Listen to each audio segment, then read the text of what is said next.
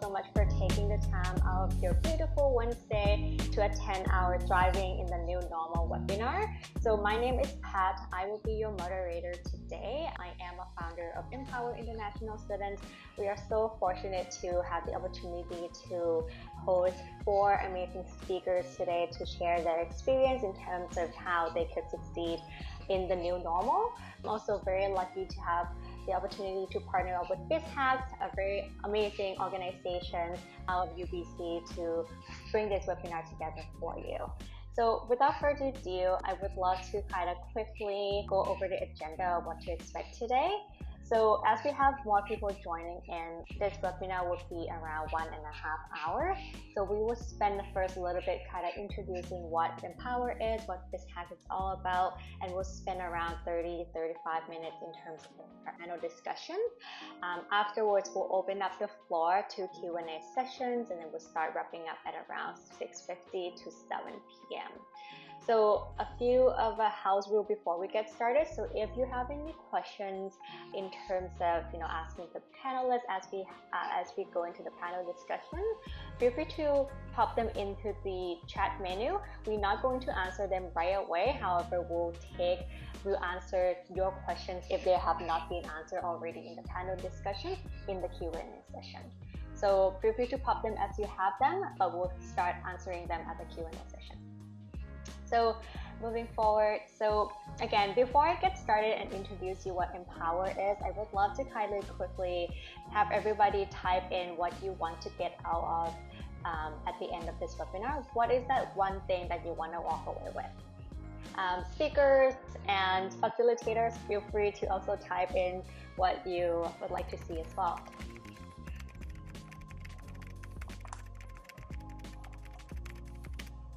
You can use the chat menu at the bottom.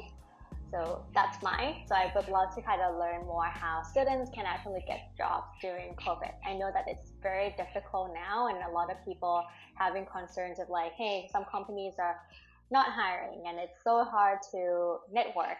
What is that one thing that you look forward to taking away? Yep, I see some navigation to share the information about networking. Some strategy to stay motivated. Yes, that's a good one. Or if you just want to hang out, feel free to type in that too. All right. Yeah, feel free to pop them in as you have them. We'll keep the chat as kind of like an interactive conversation. And again, I do want to make this webinar as useful as possible. So if you have any feedback, if we're going too fast, feel free to just give us a feedback in the chat menu. All right, so a little bit about EWPOWER. We are a community-driven organization, so we help support international students in career development. So our program is all run by former international students. Like I personally came to Canada as international student 7-8 years ago. I was initially from Thailand. So a few things that we do. The first thing is the webinar. So we host webinars like this on the topic of career development on a monthly basis and really help students jumpstart their career. We also do have the mentorship program where we allow students to connect with working professionals in the industry that they wanted to get into.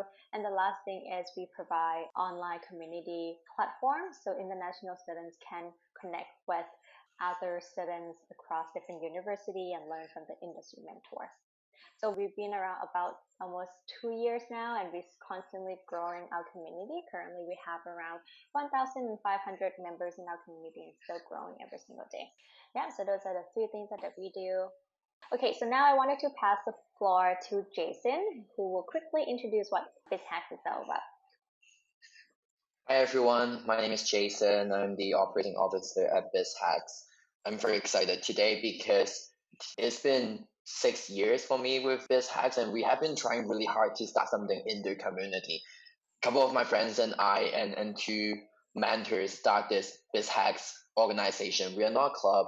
We're more like a social initiative back in 2015 in my last year in university. And what we were trying to do at that time was really just to bridge the gap between business and technology. Later on, we figured out that there is actually a huge gap between industry and schools. And that's how we started, is to host business hackathon. And that's how we have been recognized for the last couple of years. And as I said in the beginning, in the community piece, we have been trying to get into that, but we didn't get a chance to.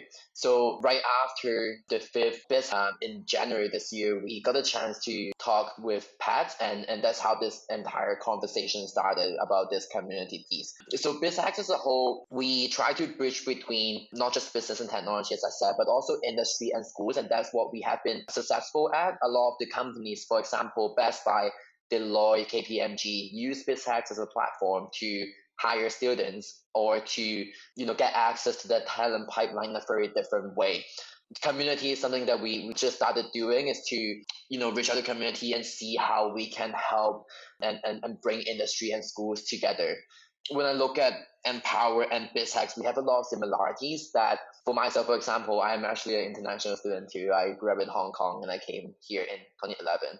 And when I look at every time when we had that internal meeting, all 12 of us coming from all different parts of the world. And we now have, since it's a student-run organization, we actually now have students that are in India that joined the call, Turkey that joined the call. And so I look at that, it's a beautiful partnership. So our mission is to enable accelerated creation. And I believe that through industry, community, schools working together, we can do that together. The next slide is just to give you guys a very quick view of some of the past companies that we partner with: Best Buy Canada, KPMG, Deloitte.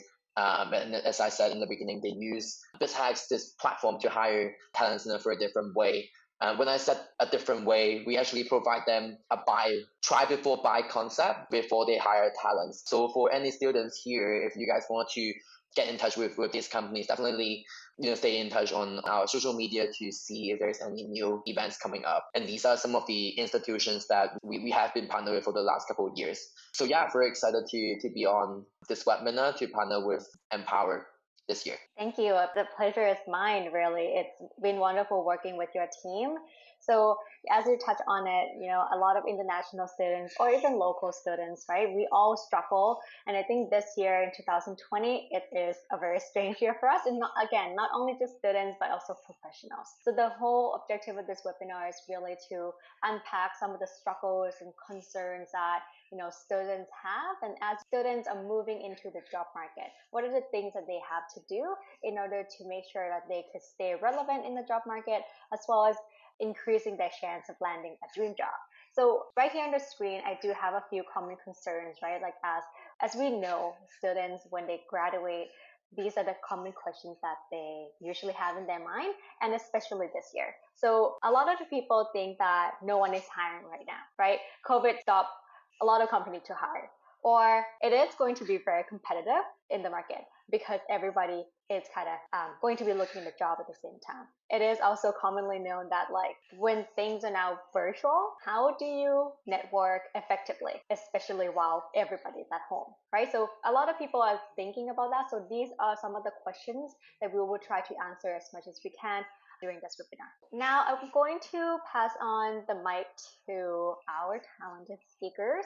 So the first one, I would love to bring on Andrea Penny. Andrea and I used to actually work together during my internship at SAP, and I had such a wonderful time getting to know her. So Andrea, thank you again for taking the time to speak with us today. So please come off the mic and say hi to everyone and introduce what you do. Perfect. Thank you so much, Pat. So like Pat said, used to work together at SAP. I'm still employed with them. Moved into my fourth year with the company just a couple of months ago. So as it says here, I've worked in talent acquisition, which was originally how I was hired with SAP as a recruiter in Vancouver, mostly hired for the SAP Analytics Cloud team and the SAP Jam team in Vancouver. Since then, I've actually transitioned into a role now known as Talent Intelligence, which works mostly with market competitive information. For example, our competitors, where they're hiring, what the compensation packages look like at some of our main competing companies, and help our business make decisions on where we should open locations, for example, where the talent is sitting that we might want to hire and bring on board for different roles. I'm mostly focused on the technology side, but have also recently done some support with the sales and services side as well. So happy to answer most of your questions and connect with you all on LinkedIn as well. Awesome. Thank you. Pleasure to meet you and have you here. Okay, so our second speaker is Sikran. She is a business transformation consultant at Further Health. Why don't you give us a little bit of an intro to what you do? Thank you so much, Pat, and thank you for having me. This is such an exciting opportunity to connect with you. So as you can probably see from my name, I'm not Canadian. I'm originally from Germany. No one can pronounce my name properly, and that's also totally fine. I came to Canada like almost 10 years ago, so I'm happy to share more about my experience coming from abroad into Canada on a work permit and all the struggles with that later on. I've been working with Fraser Health for like almost 2 years now, mostly in helping them transform into agile. But my career path has been very zigzagging, I want to say, right? It has never been easy and straight. Being hired into one company and then staying there for the rest of my life. I've struggled with being unemployed for many times, I want to say. So I really empathize with all of you when you say, how can I find a job? And I'm really happy to share my experience with you today. Thank you. Thank you. Great to have you as well. All right, our third speaker is Dira. Dira is a strategy business analyst at RBC Venture. He also just landed a job during COVID, and not only landing a job, he also moved to a different city during COVID as well. So he's definitely going to have quite a bit of an interesting perspective to share. So why don't you come on camera and then tell us a little bit about yourself? Hi there. Well, thank you, Pat, for the introduction. And like Pat has said, I'm an international student from Thailand, but I've lived throughout Asia before coming here on a full scholarship to UBC to actually study math and economics. But on a personal level, second year in, I always felt that, I wasn't going to be solving equations all day long in a dark, dark room all day, and joined the co-op program. And part of that co-op program, my first 8 months was with CIBC Capital Markets, working closely with the sales and trading team here in Toronto in their client analytics and trade analytics. But, being in the spirit of co-op, trying to learn and, stretch myself, the last 8 months of my co-op was with Procter & Gamble, where I worked as a business analyst in their analytics and insights team covering their beauty category, coming up with strategies on how to better sell in shampoos on a national basis, from things like Head & Shoulders, Pantene, and also soap products like Olay.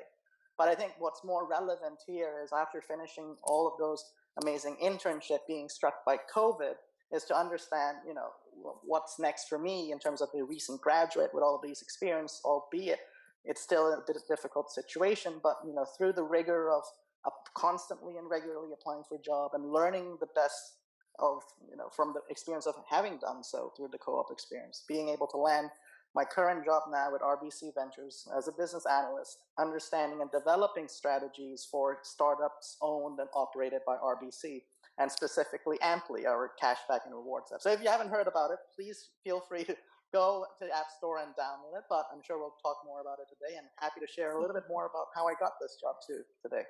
Thank you.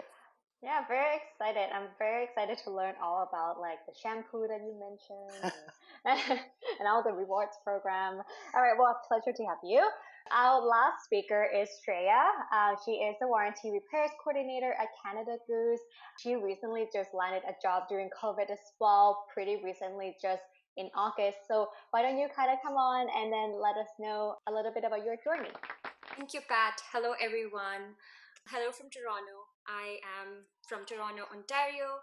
And yes, as Pat mentioned, I just graduated in summer, and then I had a co-op in summer, and then I immediately landed a job. I am very excited to share my experience and share the strategies and tips that I have used to get a job. And hopefully it helps everyone. Thank you. Thank you so much for being so willing to share your knowledge. So I wanted to kind of quickly mention this, right? Like, I know that a lot of us feel like it is quite challenging right now during this time, but, don't keep your hopes up, right? Like, there's definitely opportunities. There are definitely ways to go. And this is the opportunity for you to learn how the successful individuals have done it. So this webinar, I wanted to unpack some of the challenges and solutions, looking at things from a different point of view, right? So we'll look at things from an HR point of view, professional development point of view, as well as kind of career development for recent graduates. So let's get started. All right, so for the first questions I have for everyone, and I know this is a big question, right? In what ways has the development of your career been impacted by the pandemic? What has changed in the past start thinking about what you were doing in March, what you're doing now, what has been a major shift. We can start by Andre, because you're on top of my screen. Perfect. Thank you.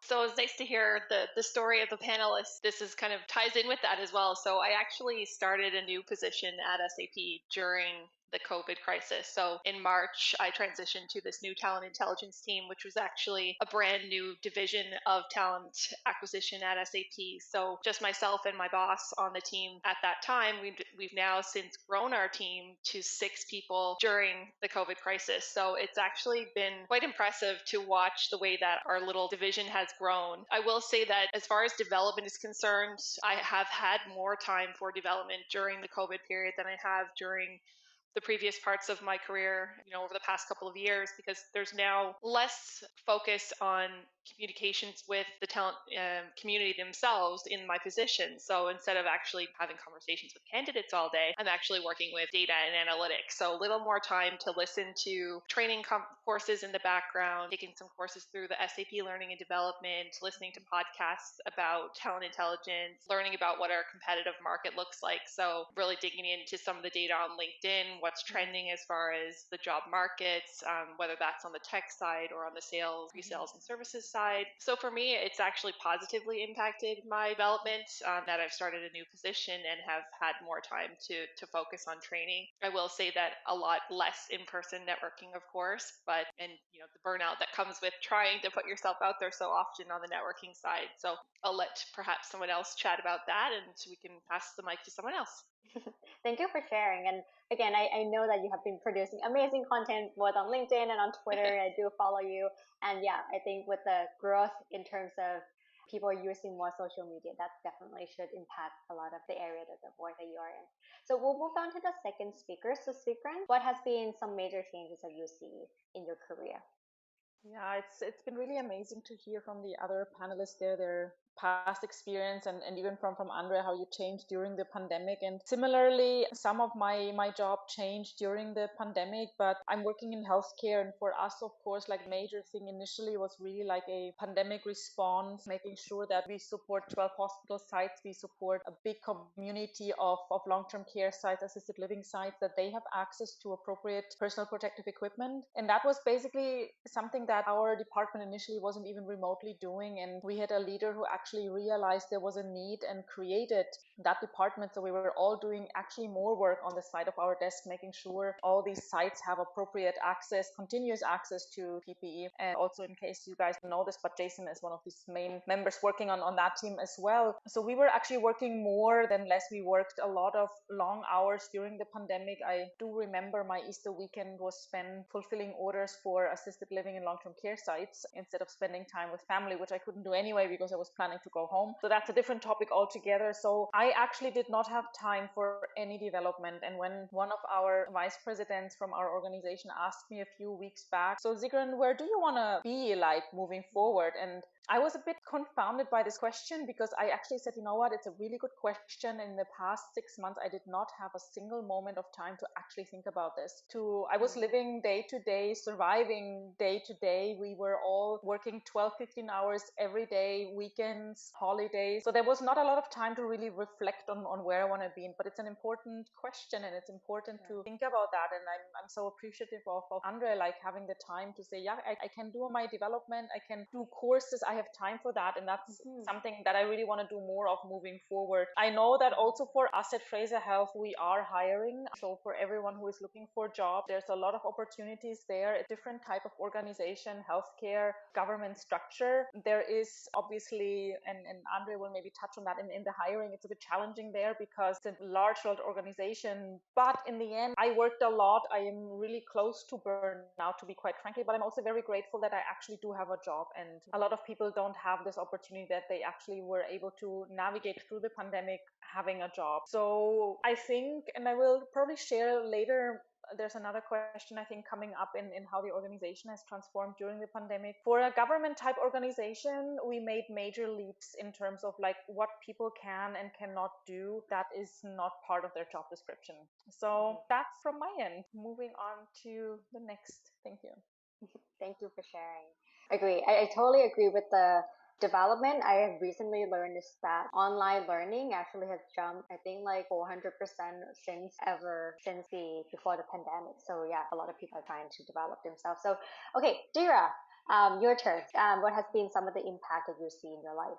Right. I think like any student who's been part of, an internship, you kind of go through it. And, in my case, my most recent one before I graduated was with P&G, selling shampoo and soaps. And of course, it's easy for someone in that position to be like, hey, I've invested 8 months of time into this. I really, have a desire to say, hey, I graduate and I want to keep continuing the same path within the CPG industry. But I think in the face of reality of this pandemic, sometimes helpful, I think, in the career search, at least in my experience for sure, is to be having redeveloped that urge to explore again, to rethink to, hey, maybe I don't have to set my sights specifically in CPG or in the retailer space, and selling consumer products, and really think back instead, taking a step back and say, hey, despite the challenges of maybe the CPG industry or maybe retail or any consumer goods product, from across the industries, maybe the set of skills that I have learned so far throughout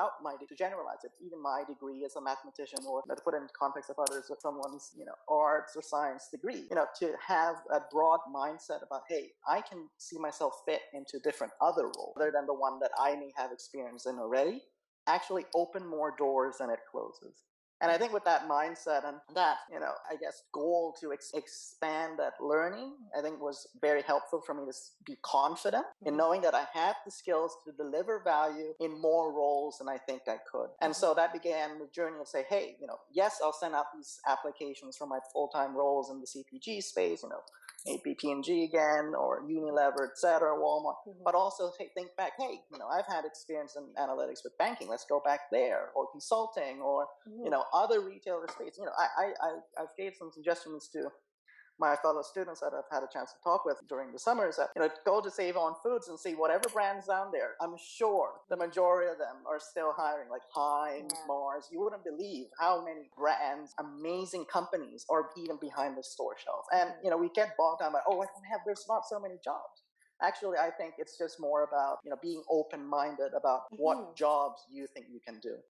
That's really valuable, right? And at the end of the day, it's all about transferable skills, knowing what skills is relevant and how you can sell yourself. So thank you so much for sharing. Shreya, what has been some of the impact that you see? Yes, for me, it was a little bit different because at the beginning of the pandemic, I was still a student and I was in my last semester. So there was a lot of room for improvement, I would say, in terms of professional and career development. And then it was very, very difficult to see the instant change learning online. But I think there was more like a decision that all the students have to make, that either you decide to grow, learn, or you miss the opportunity. And at that point, it was very easy to get disappointed with everything what's happening. But I decided to stay determined. So I think that's the best thing that has happened with me. And I became more determined because I started following more people on LinkedIn who posted motivational posts and who have done better during COVID. And despite of whatever was happening, and then still overcoming the challenges. So I think I have really changed in that way. And I can say that if COVID did not happen, then I would not be as determined as I am right now than before. So just few things that helped me develop my career during COVID was to listen to podcasts and people from your own field, because that's what I do on podcasts. Like, listen to people who you like. It's very helpful. It really changes your mindset. And I think changing your mindset is very, very important. And that's where the journey really begins. So that's what I did. And then to keep myself busy, I additionally enrolled myself for some LinkedIn learning courses. And then I also actually I had this internship at that point. So I decided to keep myself busy, and I approached another fashion brand and decided to volunteer, like just let me work for you and let me learn. So it keeps me busy. I'm learning skills, and that helps me on my resume. So and also I saw everyone talking about how you have to pivot. So that was a very important factor and a very important point, actually, that we have to pivot, we have to adapt to the new changes. And I think that's exactly what we need to do. It's a little bit difficult to stay determined, but not giving up is the best idea. And just keep going, and I'm sure it's going to work out. Yeah, thank you. It's very inspirational what you just said, right? Because hard work and like persistent beats resistant. Really, like try to do more value projects in this, kind of slow time and trying to get the most out of the opportunity for sure. So I love that you touch on kind of like the online learning and things like that because I start to see more of virtual engagement going up. So my next question to all of you guys is, people are saying, okay, it's very difficult to have, in-person networking. You're not going to see people sitting down at a coffee shop and being able to make long-lasting impression anymore. So what are the different ways to really connect with industry professionals online? And of course, I know that we're all going to talk about LinkedIn and how amazing that is, but if we have any other suggestions in terms of what other things a student can also do, that would really be appreciated. So we can start by Shreya, if you want to pop off mute and share that, and we'll go back in a different order. Sounds great. So there are really very interesting ways to connect in the industry right now. What I did was, and what everyone can do is to attend more webinars, just like you're doing right now, connect with more people. And if there's someone you need to connect to, if you want to speak to, I would suggest, other than reach out to them on LinkedIn, and you can further ask them for a virtual coffee chat because in person is not possible. And then it's more like a one-on-one meeting, but it could be only like 15 minutes. And then you can tell them that it's more like an educational, knowledge based. You would like to. I would like to learn more about your experience. I think that is the way I would approach for connecting, and I think that would give more visibility as it's more one-on-one. So that really helps you building a personal connection, a connection on a personal level. Thank you. My next my next speaker would love to kind of touch on secret because you definitely mentioned about like learning and development within your organization as well. So there are some certain aspects for sure, like networking externally with other people outside the organization. But also, do you find that it is quite challenging to network within the organization? And if so, what is your experience there? Yeah, this is a really good question, and thanks for sharing the coffee, Shira, because that is one of the things that our organization actually does. We have it's a very large organization. We have what we call random coffee trials, where you can sign up to be matched up with someone else in your organization for a random coffee. And before they were doing that, obviously we have coffee shops in person. But for now, they actually do that virtually. I just had a really good meeting yesterday with a person, a random coffee, and that was interesting. The other thing I find quite helpful is because I also want to like stay up to date with what the industry is doing, and my passion in the past years have been agile and agile frameworks.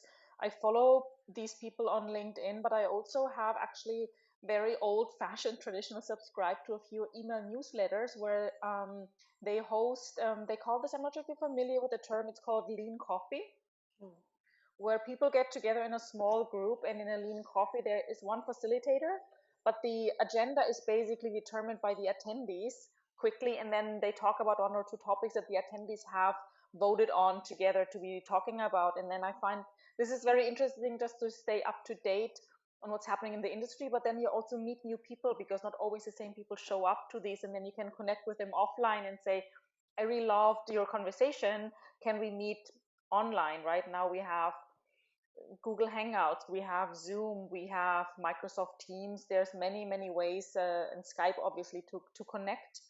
And the other thing, what also in Vancouver, what the community, the Agile community is doing, they are hosting meetings now using Meetup. So these meetings were in person before, and they just literally transferred those meetings online to Meetup, which is quite nice because in the end, it's a bit easier than having actually to go across the city to go somewhere. You actually have it right at your computer. And just lastly, I want to touch on all the virtual meetings. Like the core functions of Agile and Scrum is a daily stand up with your team for a few minutes, and obviously we had to move this all online. In our organization, we are using Microsoft Teams as a organizational structure, but I also have used I have used Zoom as well. It is interesting to see how the dynamic in a team changes when you actually move this virtual. Is everyone having their camera on or off? I find it easier to connect with people when they actually have the camera on, so I can see their face and not just hear the voice. But sometimes it is interesting that people refuse to have the camera on. And how do you make a connection just by hearing the tone of voice? How do you connect with them on how they're feeling when you can't see their face? I find this it's an interesting challenge, and I'm very curious to see what others have to say about that and if they find a good solution for that. Yeah, thank you. Thank you. I'm constantly have my camera on because I recently joined a new company too, and I find that like I wanted to make sure that people know how I look like and be able to put my face with a name, right? So Andrea, can you please share a little bit about how you are networking right now? If you have to network with any new kind of coming candidates, how are you doing so? Sure. So I will just mostly touch on the internal networking that I've been doing. So this is the result of joining some of the employee engagement groups. So this is another great opportunity for you to get involved. For example, I mean, Jason is running this group. Pat, you've got your Empower Women group, right? And you're getting the opportunity to meet so many people through that particular those employee engagement teams. But then also building on that. Then you have the opportunity to have a coffee chat with them. You have something in common that you can connect with them on. One thing that Sigrun did mention was with the LinkedIn requests and following people on LinkedIn, subscribing to blogs and things like that. Then take that as a second step to use that in a LinkedIn connection request to personalize your connection with the person you're trying to connect with. For example, say, hey, I met you at this particular networking event, or we share this group in common, or we're both graduates of UBC. Really take the time to focus your efforts on building the connections kind of organically through conversations that you would normally have with someone in person while doing that on LinkedIn. Not only is that going to boost your acceptance rate to add people into your network, but then also you have something you'll notice now when you do connect on LinkedIn, if you personalize the connection request and the person accepts it, then what you said in the connection request pops up in the chat as kind of like your first message. And so then you can use that to build the relationship with the person to say, thank you for accepting. Here's my calendar. Would love to have a chat. Send them a link. There's great tools out there that exist to share your schedule with people, like Calendly, for example. You can really set when you're available, when you're not available.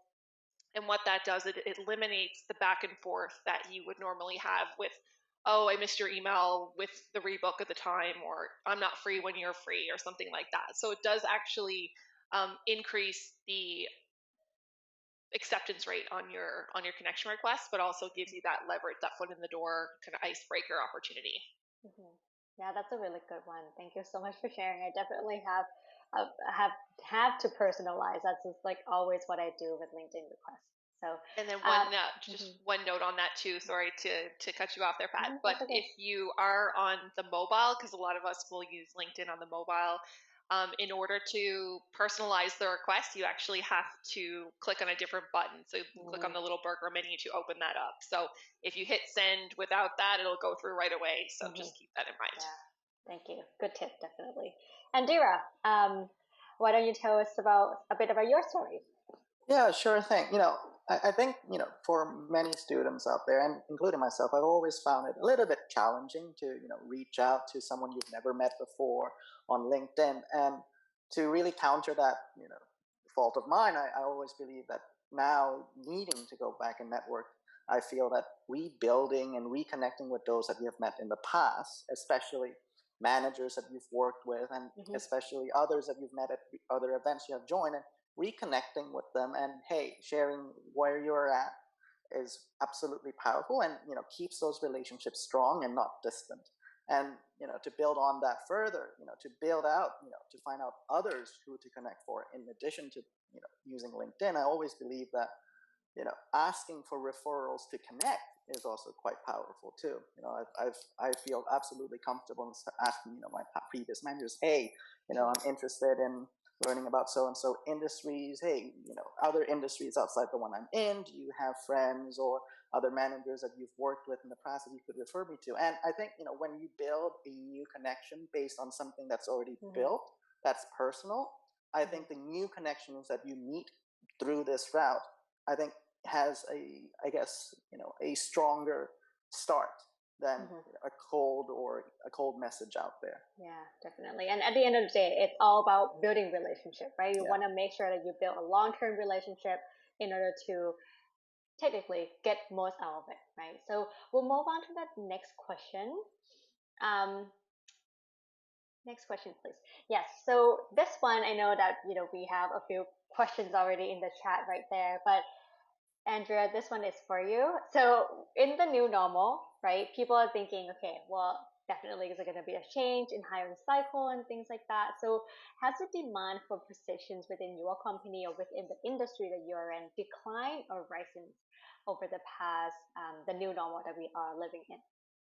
So looking back on the past 6 months, early, in March, there definitely was a decline as companies scrambled to try to figure out what are we going to do, how are we going to deal with this, workplace closures, working from home, bringing people on board remotely, the switch to remote essentially.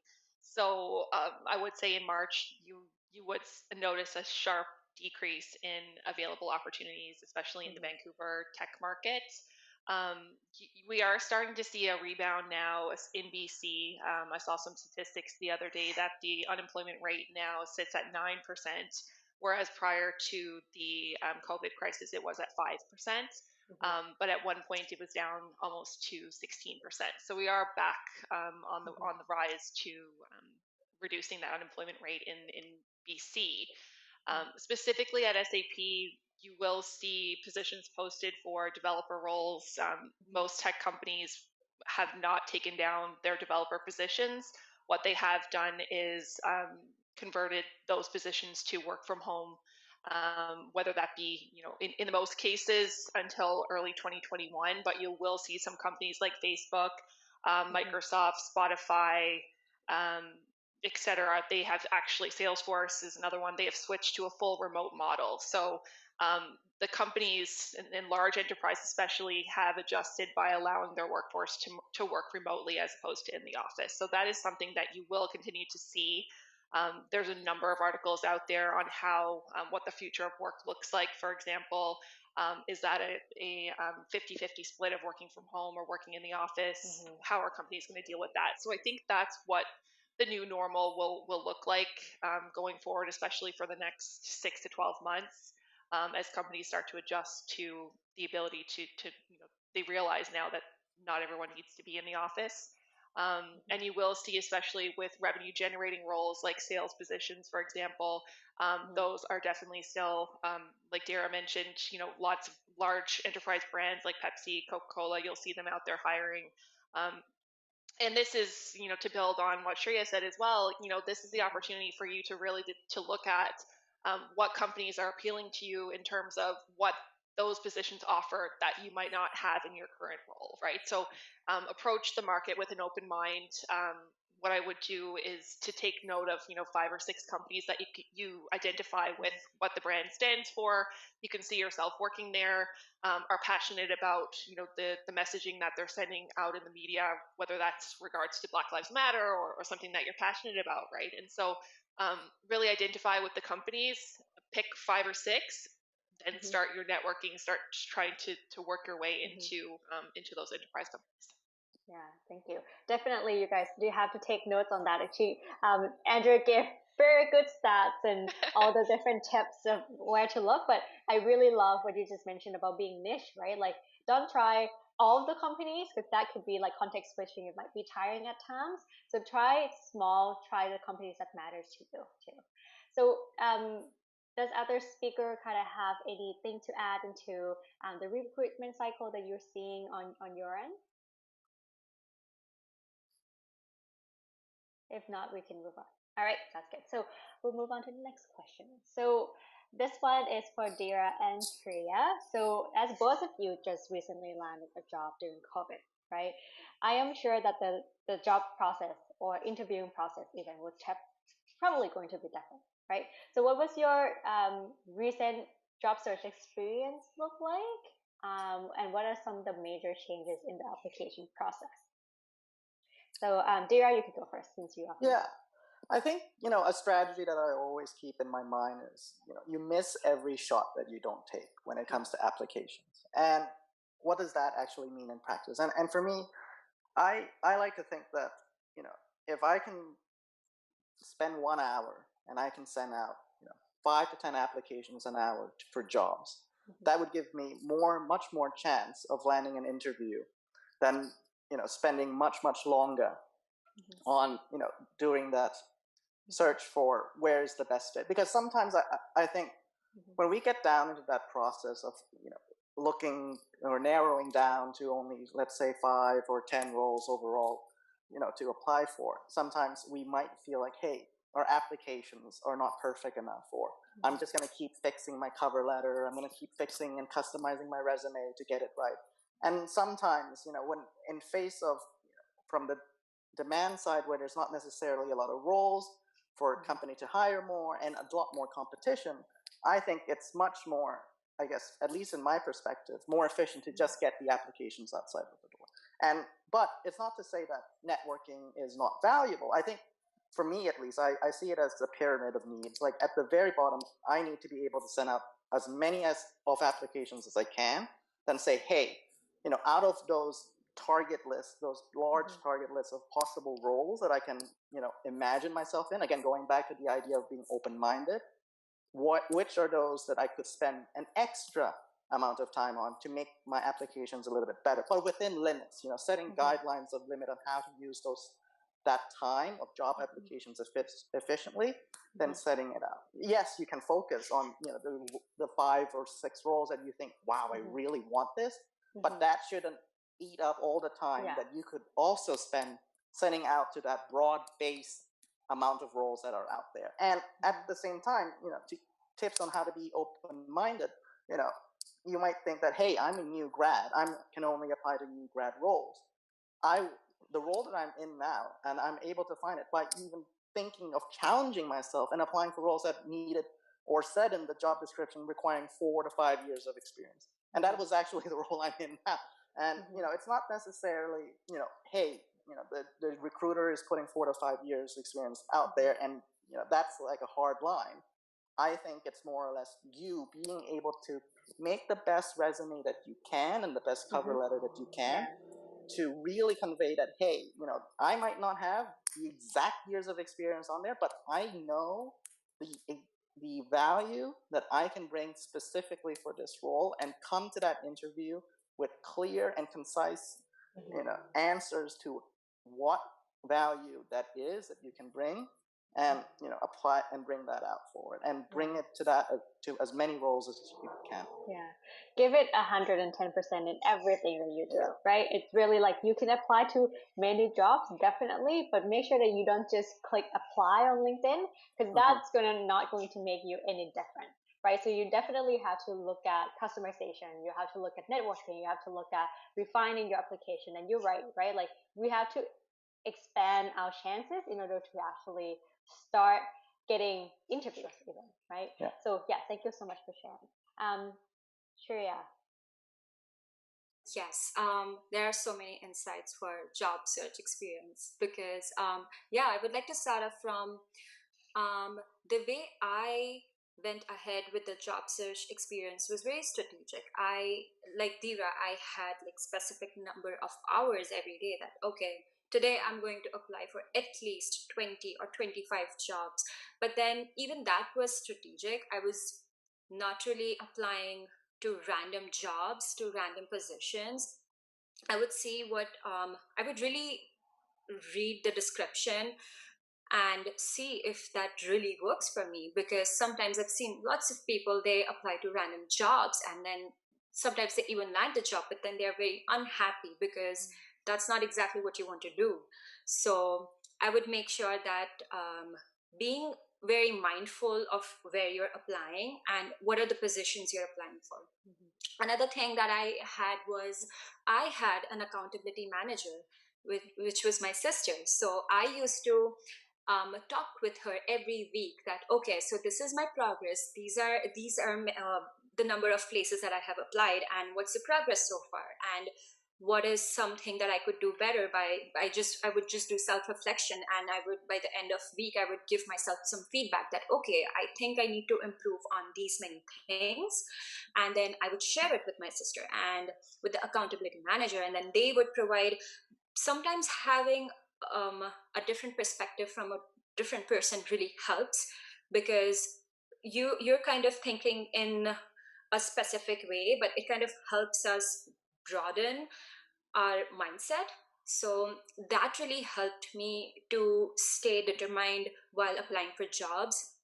And I also had like an Excel sheet where I used to write all the places that I have applied and all the positions, because that has happened with me in the past couple of years ago that I did not keep track of where I applied. And then I got a call and I was not aware about the position. So I think that reflects really very bad. But I realized that was a mistake and I improved. So I think that is important, to keep track of all the positions that you're applying for. And I think, yeah, that's pretty much it. Yeah, I love it that what you just said about being organized. Because I remember when I was first, graduating too. Like I was like maybe all over the place, right? Like really trying to like get this thing and that thing. I found that Excel is really helpful. I know that some other people are even trying some like software, like a CRM software, to then move their application process into a different funnel. So you can take as much initiative as you want to make sure you organize and whatever helps you. All right, so we'll move on to the next question. So, Sigrid, so what are some positive changes within the company that you see during the pandemic, right? Because you are definitely, you're working in healthcare, so that's one of the industry that's being most impacted during this time. So, what are some of the positive changes within the company that you currently see? Yeah, thank you for that, Pat. So one of the biggest change I saw is, I mean, for me, I've always tried to bring agile frameworks to Fraser Health, which can be very challenging in a government organization where people have been working for 10, 15 years. They have been doing the same things for 10, 15 years, and they're really, interestingly, for a healthcare organization, quite resistant to change. And that applies to everyone from like the toppest leadership to the frontline workers to some degree. But during the pandemic, the thing is, there was no place for the luxury to say, oh, we've always been doing it that way and we have to do it that way. We had to really be like literally agile. We had to be able to change every day from what was requested. The department Jason and I are working in is the data department, so we deal with data and data requests coming in, but the things that were being asked would literally change sometimes within the hour, or they realize what we were asking for doesn't help us do a really proper pandemic response for this entire big region we are supporting. And what I noticed, that was during the peak of the pandemic, people were really getting more nimble and more agile in the way they're working, because there was really the need for doing change fast. People were also redeployed to different jobs they originally never signed up for, but just because we needed people everywhere. The really positive one that happened actually is that after the peak of the pandemic was over in June, July, our executive leadership level was saying, okay, so what have we learned during the pandemic, and what do we want to keep in the way we have been working over the past months? And in addition, the other big positive change that I noticed is that from a mental health perspective, there was a big push from the leadership down to say, let's check in with everyone. How are we doing? We are all under a tremendous amount of stress personally, even people from home, because you have to isolate. How are we feeling? How are we doing? And what can we do as an organization to support our workers to stay like in a good mental state? Yeah, that's it. Thank you. Thank you so much for sharing. And I think we all have to pivot, right? We take what we learned from during this during the point of time, and really try to make it better, right? Like some companies, like I personally now have to start working from home like almost indefinitely. So how do companies adapt, right? So things are really changing by the hours. That might also means more opportunity coming for you guys too, right? So I wanted to move on and touch more into the recruitment again. So a lot of people think that, okay, companies are starting to hire versus some companies do hire a lot. There are some certain industry that do hire, some certain industry that stop hiring. So Andrea, since you are in the industry, in the area of the talent acquisition, do you agree with this statement? And if so, can you clarify or evaluate a little bit? Sure, thanks. And I think we did, kind of touch on this already in the question that I answered earlier, but I guess, it's the assumption is correct. We know that a lot of companies have stopped hiring, put their headcount on pause, and then they'll hopefully resume hiring in 2021. The thing that with recruiting funnels is that they don't just automatically build themselves, right? So let's say if a company opens up 3 new positions, it could take that company, 6-9 months to fill that open role. And at the end of the day, that's a big impact on the company's bottom line, sitting there with that position not filled, right? So I hate to say, but you will see a lot of positions on job boards now that are pipeline requisitions. And what that means is companies are building up their pipeline of candidates for positions for when they do start to open the floodgates, with the headcount requests in early 2021. So I've noticed on job boards like Microsoft, I saw recently on Amazon as well, that if there are, SAP has the same thing, we call them talent communities. And so if you want to sign up for a career alert, for example, enter your resume in a database and connect with the company, follow them on LinkedIn, Facebook, Twitter, Glassdoor, you name it, those social media sites, right? You'll see a lot of companies right now are starting to do open those recs to start to get the people moving through the system. So keep an eye out for, like Shreya said, positions that you apply for. You might need to track them for a couple of months before you actually hear from a recruiter. Unfortunately, that is the reality right now, especially moving into the holiday season. Usually, for companies like SAP, for example, once it's past United States Thanksgiving, our company usually starts to shift into float mode until we're back into Q1, right? So a lot of hiring push at the end of Q3. So with these next 2 months, great time to land a position.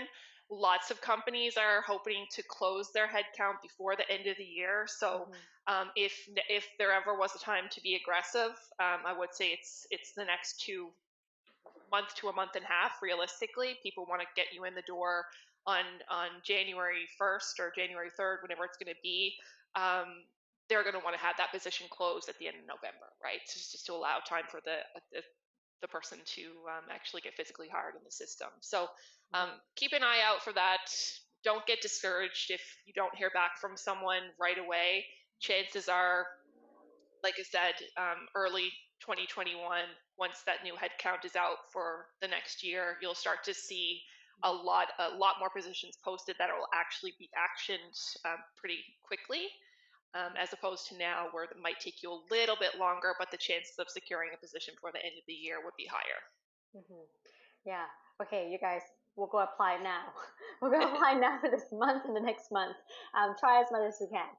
Yeah, I had a little Instagram story that I posted like this time last year pop up on my memories, and it was just the ATS system that we had, and it was roll after roll after roll after roll that was filled, and I went and I looked back, and I actually filled 20 roles in 1 month last year at this time. So that kind of speaks for itself as to what's happening in other companies as well. Thank you for sharing. It's really good insight. Thank you. I think I have time for 2 more questions before we move into the Q&A, but I really like this one. I think, everybody would love this one too. But to everybody on this call, right? What is the advice that you would give to someone who's looking to make a long-lasting impression during a virtual interview or virtual meeting, right? Because we're all going to be networking like this. We're all going to be interviewing using Zoom or even Google Meet. How can we make sure that we present our personal brand in the way that we want to, as well as making a lasting impression? We can go with Sigrid, since you're on my screen. Awesome. Thank you, Pat. Yeah, it's a good question. I want to start off with something very common sense. I mean, I mentioned that have your camera on, make sure your face is visible, make sure your camera is not blurry, make sure, honestly, if you don't have a way where your background looks presentable, try a virtual background. That can be helpful, but you are giving an impression of yourself. And if you have, and I'm totally exaggerating here, your very messy apartment in your background, this gives an impression about yourself, right? Even the art you're displaying, like the way you see people, are you sitting like this? Can you actually see your face? And I have this before, do you have your laptop on your lap and your camera is moving all the time, right? So it sounds very much like common sense, but these are the small things that matter. These are the things like when you would walk into an interview, and probably Andre can speak more to that, like how you're dressed, how your face, how you're making connection. Are you making sure you're looking at the camera directly and not something else? And honestly, are you typing something and not paying attention to what's going on? Literally all the same things that would apply to an in-person interview apply virtually as well. The problem is people cannot see your bottom half. They cannot even see how your hands are moving. What is the impression you're getting? And similar to what Shreya has been doing with her sister, maybe practice with a person online and ask them for feedback. How am I coming across? Is my voice loud enough? How is my speaker going?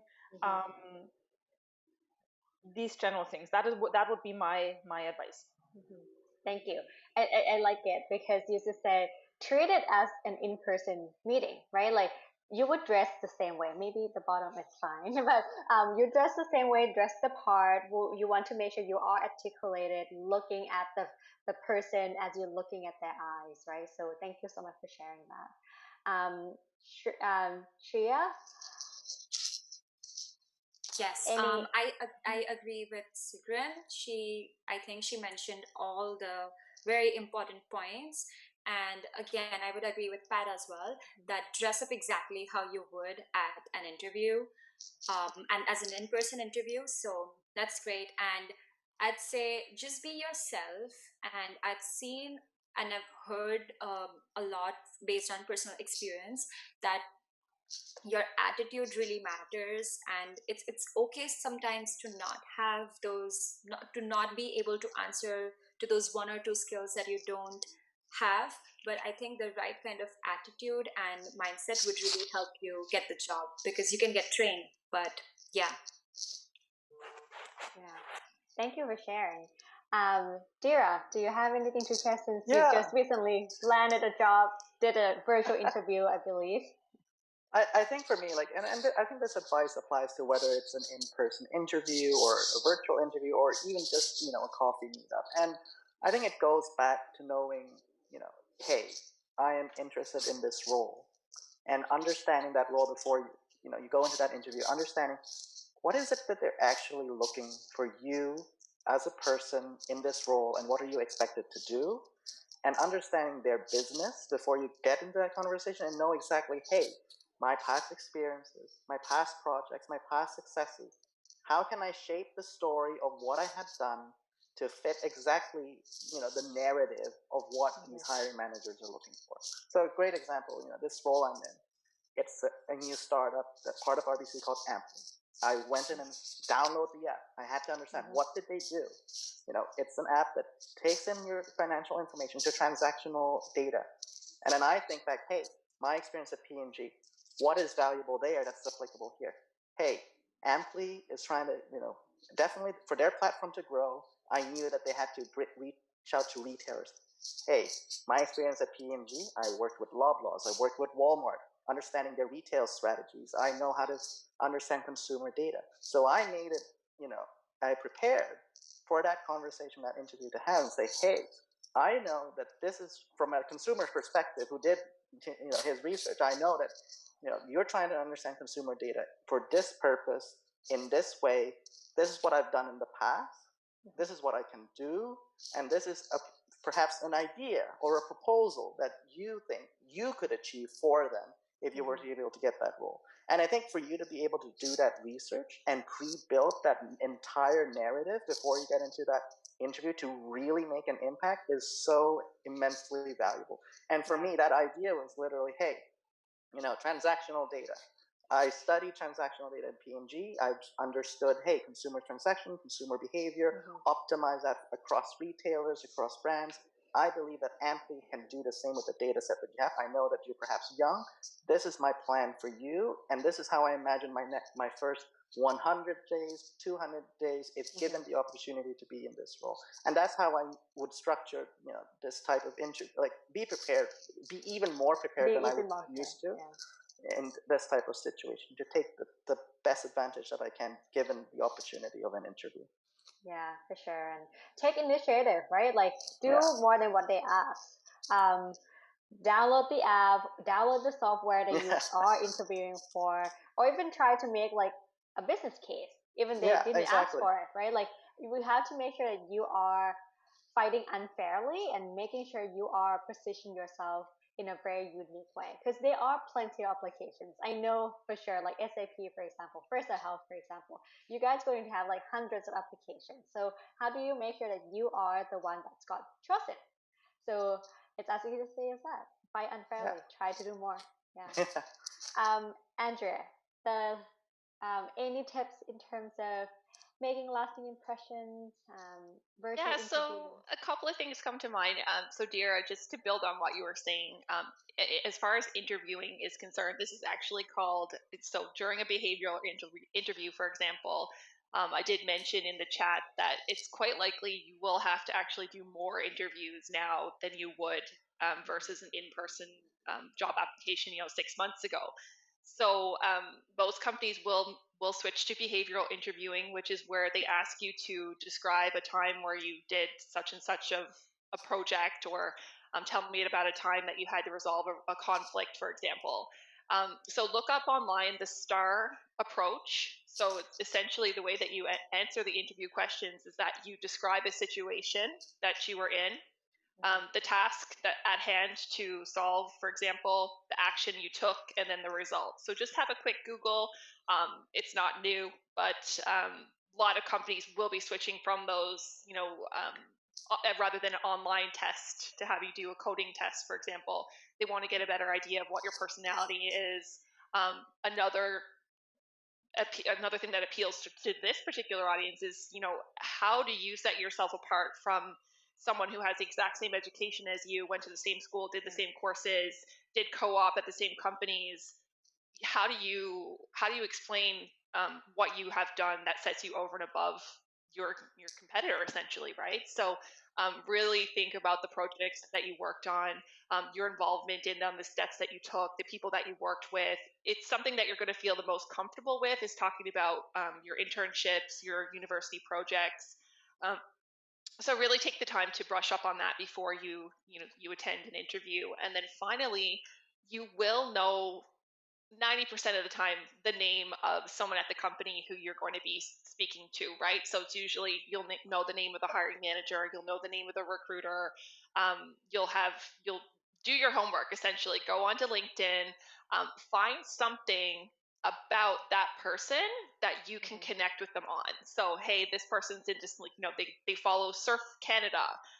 Chances are they might be into surfing. They, look on their Facebook, look on their Instagram. They have a dog, they have a cat.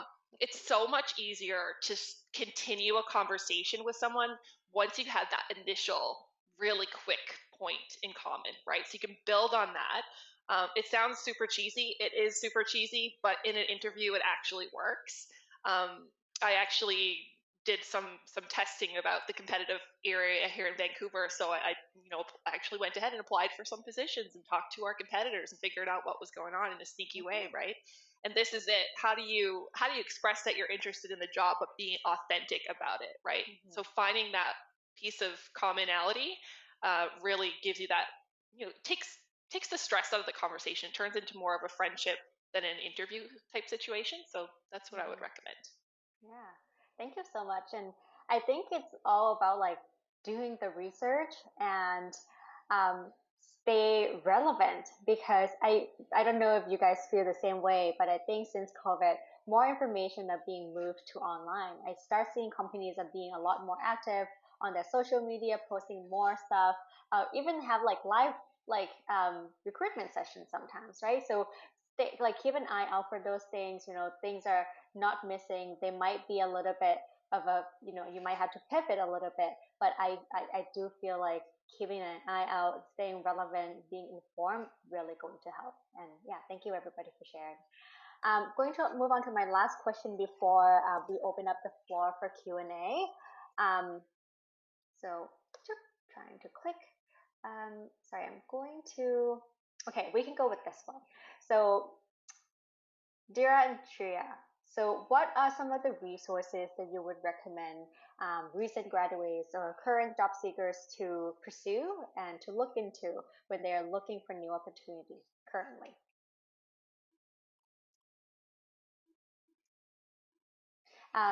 Dira, do you want to? Oh, yeah, Shreya, I can go first. Yeah, okay. Sorry. I think I'm gonna build off kind of like the answer I gave earlier about, hey, if it's not LinkedIn, what do I do? And I think, your most important resources is to also have an understanding of who can be the best advocates for you in terms of connecting and reaching out to you. And that goes back to identifying, hey, the professors that you possibly met before, or the managers that you have, and building out and really asking, be clear about that ask when you go to them. What are you actually looking for? When, in this type of situation, you're looking for a job. And, to be frank, sometimes that means, hey, I'm trying to reach out to other people in industries and get my name out there. And that, again, goes back to previous managers knowing, getting their suggestions like, hey, my set of skills is this. If this industry is not for me, where do you think I can go? And seeing, hey, maybe that gives you a clear direction. It's hard to have a shotgun approach, but to build off a precision approach where you can get the advice of co-op coordinators or previous managers you've had makes for a more and efficient way of approaching job search and reaching out elsewhere. And you can also think about clear answers, such as LinkedIn is one way to go. Setting notifications for key job description keywords, going to Indeed, doing the same thing there, getting regular emails into your inbox about new job posting. I think as long as you're building a rhythm of job applications and job search, it doesn't really matter if you're not spending 3 hours a day. But if you can commit to a schedule of 1 hour or 2 hour commitment on a daily basis, that will actually get you somewhere. Then rather than pausing and not doing anything and investing a lot, waiting and that. But to have that cadence, I think, is absolutely valuable. Yeah, it's almost like a full-time job, right? Like project managing your job search. And I think that's like where I think everybody should definitely learn, right? Like creating Excel sheet, carving out the time, keeping track of your application, right? Very valuable. Thank you so much. Shreya, any insights since you recently went through the job search yourself? Yes, absolutely. So I know that everyone is aware about the local, like not the local, but the platforms like Indeed, Glassdoor, LinkedIn. But other than that, what I have done is I really liked specific companies, and I had those companies in my mind. And I'm sure every graduate has those companies in their mind where they think that, oh, when I graduate, I really want to work with this company, and it's something that your values match with the company, or you love the work that they do. But a lot of times those companies are not posting any jobs. So I have read this in lots of articles about how a candidate can create their own position at a company. So I would say that be fearless. Even if they're not posting a job, there's no harm in reaching out to the company and letting them know that, hey, this is what I do, this is the value that I can give, and I'm looking to, these are the things that I can offer. And sometimes people do get reply from companies and then they hire because the candidate is so good. So I would really suggest to reach out on your own to the companies, even if they're not posting any jobs, because there are chances, even like 5% or 10%, that might work. And the other thing is I would reach out. And yes, there's also, you know how Andrea mentioned about, like, you can do your homework for the HR when you talk to them, and when you can find points to communicate. What you can, I'm sure there are videos on YouTube. I saw somewhere that how you can find HR team and people from the company on LinkedIn, and you have to write something in the search engine that actually pulls up the profiles. So that you can do, and that's the way you can reach out to HR. And if there are any positions open, you can reach out to them personally that, hey, I have applied, and this is what I do, and this is what this is the value that I can bring to the organization. And that really helps bring attention to your application. So I definitely do that. Thank you. And yes, definitely. I was gonna say, like, I think we all can share this. Like, some of the resources, not only the two of you guys, but yeah, Secret, I know that you have great insight to share. Yeah, I just wanted to say the same, like similar to what Andrea and Shreya was saying. Like, one of the recommendations I got when I lost my job in Vancouver and I was struggling to find a job where I was like looking, does my skill set match? And I'm not sure. And they said, find an organization you like, and even if you are looking just for an entry level position, it doesn't really matter, but get your foot in the door of that organization, and then you can work yourself up, or like what Shreya said, actually create your own position.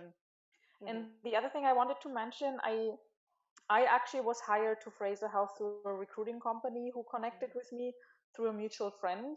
And I know many of my other friends, actually, they always actively go to a recruiting company when they move to a new city and say, I need to find a job, and they work through a recruiter. So that might be also an avenue to pursue if everything else has failed. Thank you so much.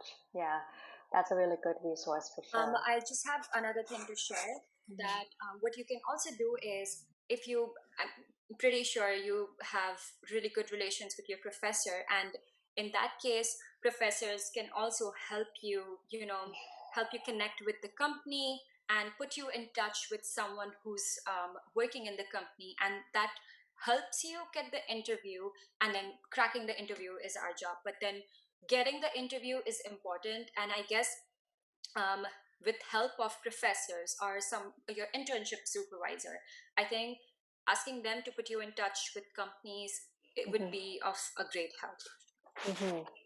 Definitely. Yeah, I definitely made a lot of good connection with my professor and my teaching assistant. I think it's a really great way to keep contact, for sure. I'll just hop in there too. Just on the third party recruiting, because I did actually work with NX Consulting for a year in between one of my in between two roles, essentially. But once you sign up for a position in their database, let's say if it's a project manager role, before they send your resume forward to a Fraser Health, for example, or like a BC Ferries or TransLink, usually large public corporation companies, they want to meet with you to figure out what your attitude is like, what your interests are, what you would say in an interview type setting. So they're not sending someone that doesn't represent their third party company, right? So in doing that, they review your resume for free. There's no cost for you to apply to a third-party recruiting company.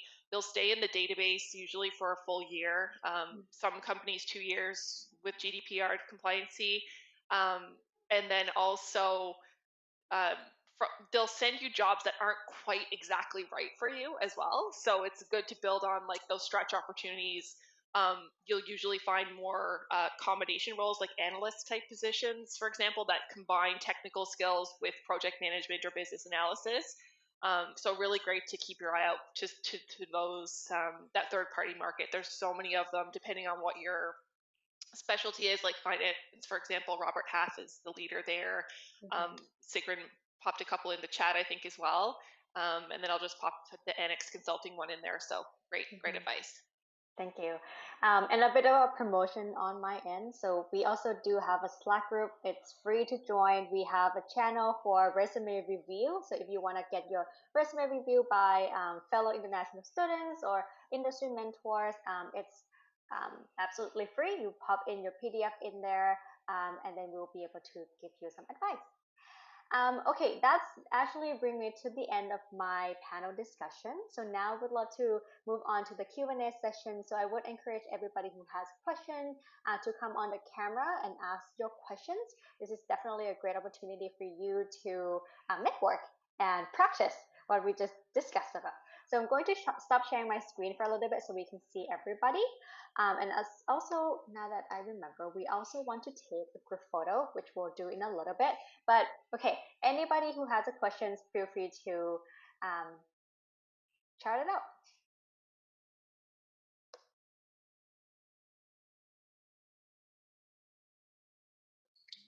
I have a question actually. Sorry, can you hear me? Yes, yes. Who is your question to? Yeah, sorry. So my question was like how you guys just mentioned that you can go to the third party recruiters. So I have done that couple of times with Vancouver recruiters, and they have usually told me that it is not a best thing to do for freshers, I would say, because they usually have openings which require 3 to 5 years of experience, and if you are a new candidate like with probably a new grad, they don't usually recommend getting in touch with them, and they told me to apply for the jobs directly to the company. So is there any company that you know that also work with freshers, I would say? I can answer that if no one else wants to. Just because there's a couple of points in there, Nia. So when you are working with a third-party recruiting company, you shouldn't apply for the position on the company website itself. So let's use SAP for an example. If you go to apply to a developer role or project manager role, sales role on SAP website, what that does, it gets you into the applicant tracking system. You're in the SAP database. If you go to a third-party recruiting company, the first question that they will ask you is if you have applied for this position online with the company. If you have, unfortunately, they cannot represent you. They only are interested in new applicants. So pick and choose what you're going to do, right? Pick the companies that you want to apply for directly, and then pick the third-party recruiting companies that you'll work with for other positions. So maybe you're more focused on, let's say, a sales position, but then you'd be open to BA roles or something like that with a third-party company, right? So that way you're opening up your options as opposed to closing the door on yourself, essentially, with the application. And then as far as the junior new grad type roles go, I think it will depend on the company itself that you're working with. So I wouldn't necessarily take that advice. I would take it with a grain of salt. I wouldn't take it to heart. Keep looking. Set up job alerts on the websites with that years of experience outlined. So the 1 to 2 or the 1 to 3, 3 to 5, whatever it's going to be, and then make sure that you're getting job alerts for positions that you actually would consider, as opposed to something that's senior or junior or intermediate, right? So a couple of pieces there to work with. Thank you, Andrea. Any other questions? Yeah, I have a question. My question is for Andrea. I have experience in SAP. I work on a BAP module, but when I reach some recruiters or some like most of them, they say that they need PR for this position or they need a citizenship, because I'm recently graduated from college in April. I'm looking for like opportunity, like I'm listening like most they want the PR. Like I have a work permit. Like do they accept work permit? Like most of the companies or SAP will accept that. Like I have a question regarding. Okay, so you did break up a little bit, so let me just make sure that I got the question correctly. So you do have experience with SAP, with ABAP, and then you're applying for positions, but you're either getting rejected or don't feel confident because you do have the work visa. Is that accurate? Yeah, I'm on work permit, so they ask for permanent residency or I think citizenship. you're covering your You, hand. you might be covering the Oh, mic. Yeah, sorry. There we go. Can you hear me now? that's much better. Okay, sorry for that. That's all So good. yeah, I've been reaching like different recruiters and HRs. Like they are asking for the PR and everything. So yeah, like do they accept the work permit in any Yeah, company? so I mean, Pat might be more inclined to speak to this, but as far as SAP is concerned, we do accept candidates who have an open work visa. So obviously, if you're graduating from UBC or a recent graduate and an immigrant to Canada or on a here on study visa, for example, you will get that open work permit. It will be usually a 2-year open work visa, meaning you can work for any employer for up to 2 years. If we hired you at SAP on an open work visa, what we have to make sure is that during those 2 years, you apply for your permanent residency and you take the steps to own your career, your citizenship, essentially. We cannot guarantee that you're going to get your PR in that 2-year time frame. It's almost less likely now with COVID. I'm not sure how the immigration timelines have shifted, but from anyone that I'm working with, the visas have been delayed for employees coming into Canada from US and from India. So um, just it's a risk that we're taking as a company when we bring someone on with that open work visa or someone who isn't a citizen of Canada. But in the most cases, and especially for technical positions, there is that understanding with Canada that we want more skilled workers, right? So they usually push those applications and through the process at a quicker rate. So the risk is there. You will find at some companies that they don't take it. They just won't deal with it. They don't have the legal know-how. They don't want to absorb the cost. They just don't want to take the risk. So with positions on visas, I would recommend larger companies. Usually they have a legal team and the processes in place to support employees in that manner. Whereas with a small startup environment, for example, usually not. They usually won't take the risk. So unfortunately, have to be a little bit more selective with the companies that you apply to. Okay, thank you. Yeah, got it. And Do you have maybe anything to add on the immigration?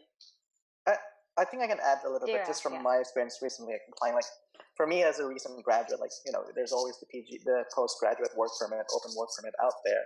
But of course, COVID has its delays and it's still working. But I have of all the jobs I have applied to and have interviewed regularly throughout the summer, that was never a barrier for me to having that interview and actually making it through the round. So I don't think if you have that open work permit, you shouldn't be concerned about having that being a barrier at all, I think. Definitely.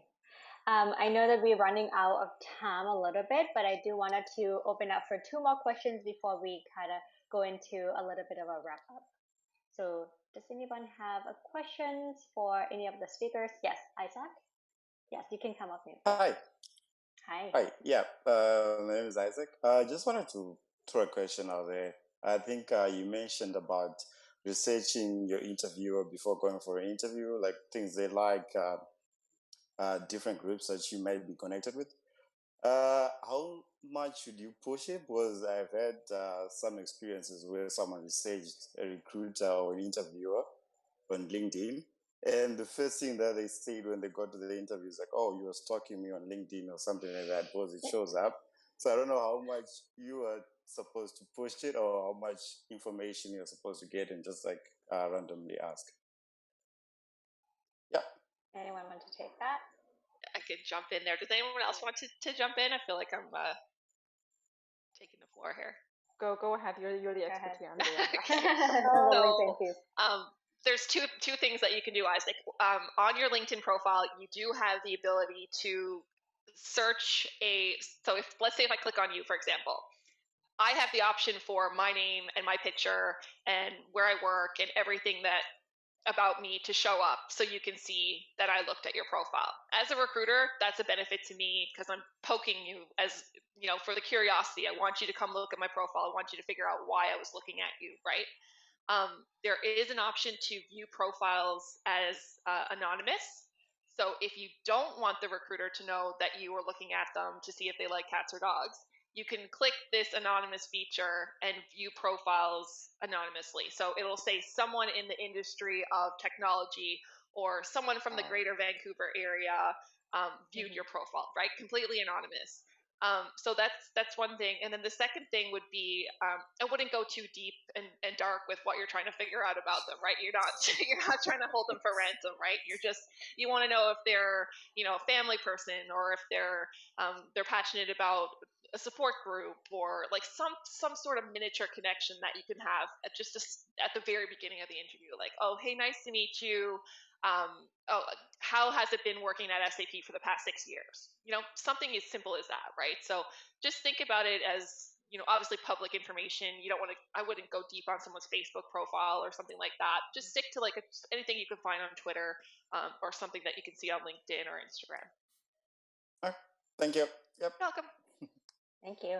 And last question. I know that I promised 2 questions. So last question. Anyone else has any questions? Oh, might not have any questions. All right. So before we go, I wanted to quickly promote BizHacks and Empower. So we are on Instagram. We are on LinkedIn. We recently just launched our LinkedIn page and it's growing really quickly. So I would really appreciate if you guys could network with us and like us and follow us on LinkedIn. We share content like this, career development resources to students. I'm sure that if you are new to the country or even just attending schools as a local student, you will find them helpful. So those are where we are. And the last thing I want to mention is we do have a public Slack group that I mentioned earlier, and this is completely free to join. It is purely where you could network with other students in the country across Canada, so also including Toronto. We provide resources, opportunity for you to network through our coffee chats, matches, and many more. So before we go, I wanted to take a quick screenshot and thank you, our speaker, for joining us tonight. So if you guys are okay and willing to do this, please turn on your camera and smile a little bit so we could take a quick screenshot and send it on, post it on our social media. All right. Great. Smile. Thank you.